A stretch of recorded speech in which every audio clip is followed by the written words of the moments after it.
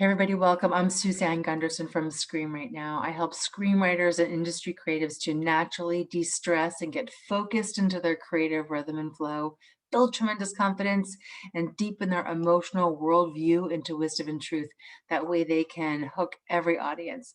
So today's video is a part of my Industry Wisdom Bit series where I'm bringing you professionals in television film to share one bit of wisdom or advice that they've come to learn in their career and maybe can help you too. So today we're joined by Jamie Nash. Jamie, thank you so much for being here today. Please tell us a little bit about yourself. Oh, well, first of all, thank you for having me. It's an honor to be asked. I am a screenwriter. I write mostly horror movies and kids movies. If you look up my IMDb, I have a bunch of credits in both spaces. It seems weird, but somehow I make it work. I'm also a screenwriting teacher. I teach at the college level, and I write novels, and I'm also the author of Save the Cat Writes for TV as well, which just came out. Oh, fantastic. Wonderful. Yeah. So you've got such a wonderful broad range of, practical and writing and teaching and all, I know you do a podcast too. So with Yep. all that with all that experience, can you whittle it down to just one gem of advice that we can share with our audience today? Sure, sure. Yeah, I was thinking about this. Gem is it's so much pressure to put a gem on me. Um, but I was thinking back. This kind of goes way back. I'll kind of tell it in a story sense. But when I was a kid, I wasn't a great student. I wasn't great at sports. I had a lot of self-doubt and things like that. And strangely enough, I learned a lesson then that I think applies to screenwriting. And what happened was I learned how to juggle. I mean, of all crazy things. Um, I became a juggler. I became a street performer like in high school. And it kind of, it gave me some self-confidence. I could speak in front of people. I could tell jokes. I could kind of unleash all these weird things that I had inside me, in a performance sense. But to learn how to juggle, it's a really weird process, right? Because most people, it's humbling. Most people, if they don't know how to juggle and you say, they look at it and they go, I think I can do that. If that guy can do that, or that person can do it, I can do it. And then they pick it up and they're like, and then some people are like, there's no way I could ever do that, right? There's no way. And I was a kid who struck out every time at baseball. I was 6'5", but I played basketball, and like I couldn't make a shot. Like I'd get all the rebounds, but couldn't make a shot.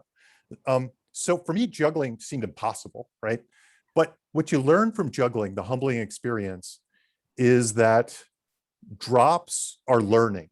So every time you get up there and you start out with you usually start with one ball and you're horrible at it, and you keep dropping and you keep dropping. And then one time, like suddenly you catch it and you're like, wow, it's a miracle. And then you pick up two and you do it again and you're terrible and you had the wrong pattern and somebody's telling you you're doing it wrong. And you do it over and over and over again for 15 minutes. And then you have two balls. And then you add the third. And the third is really just a continuation of the two, but it takes 45 minutes to get the third ball in. And honestly, I could teach most people to juggle in about a half an hour to be okay. You But can? you would think, I yeah, would think it would take you 6 absolutely. weeks. Okay. No, no, no. Let me see. I'm not going to teach you how to juggle, but here I got three lacrosse balls, and you start out like that. But most people are like doing a thing kind of in a circle, and the circle is really hard. That's like a trick. That's like a trick to do three in a circle.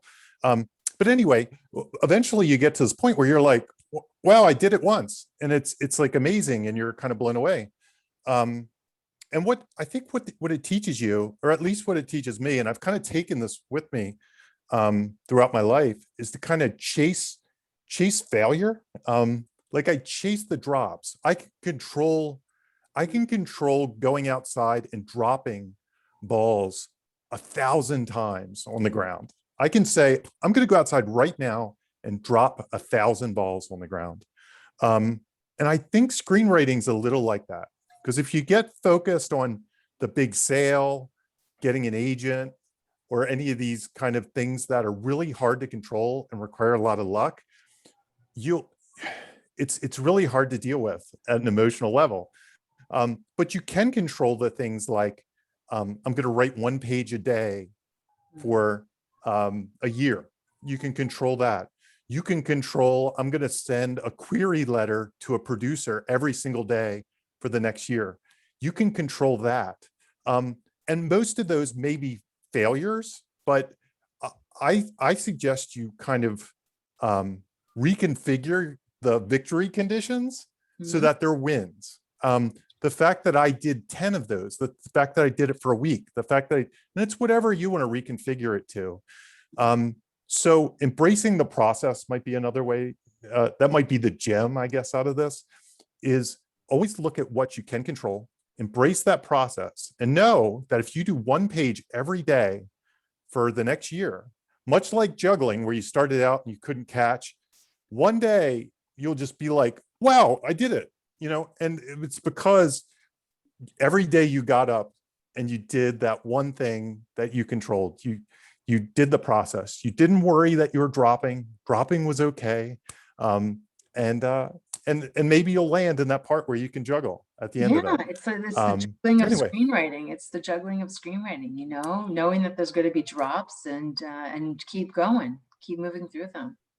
that's right. That's right. And rejection is a big part of it. Just like if you don't worry about the drops when you learn to juggle. I once did a blog where I counted how many times I got rejected in a week. And I'm somebody that chases the rejection. Like, that's another way to say this. I chase it. Like, I say, I'm going to get rejected 100 times before I sell something. So I'm just going to go chase it. And one time I counted up the rejections and I cataloged them. And it was like something like 85 rejections in a week period, 85 rejections. Oh, wow. And they were scripts, they were novels, they were, I counted some things like getting notes and things like that, which aren't really rejections. They can be productive. But it was like 85 in 1 week, in a particularly busy week.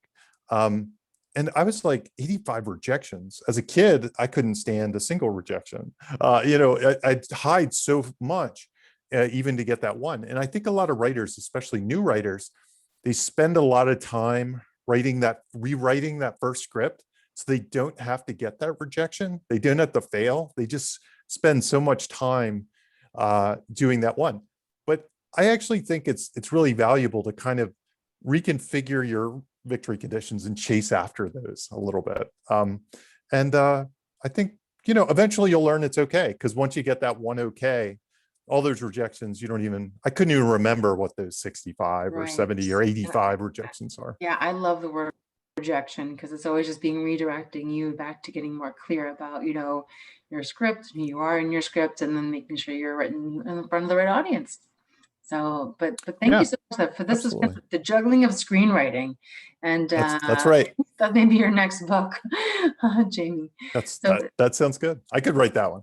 So tell us how we can find out more about what's going on with you today. I know you just launched a book. Sure thing. So first and foremost, if you're interested in television writing, Save the Cat, part of the Save the Cat series, they've just come out with Save the Cat Writes for TV, which I wrote. It just came out a couple weeks ago. So please check it out. You can find it on Amazon, all the usual places. And other than that, you can follow me on Twitter at Jamie_Nash. Beautiful. Thank you so much, Jamie. I really appreciate you sharing everything today. Thanks everybody for watching. Feel free to pop on over to my website, Screenwritenow, and download your free e-copy of 3 Steps to Get Pitch Ready. That way you can get into alignment with you and your script and hook your audience. Thank you again, Jamie. Thanks. See you on the next Industry Wisdom Bits.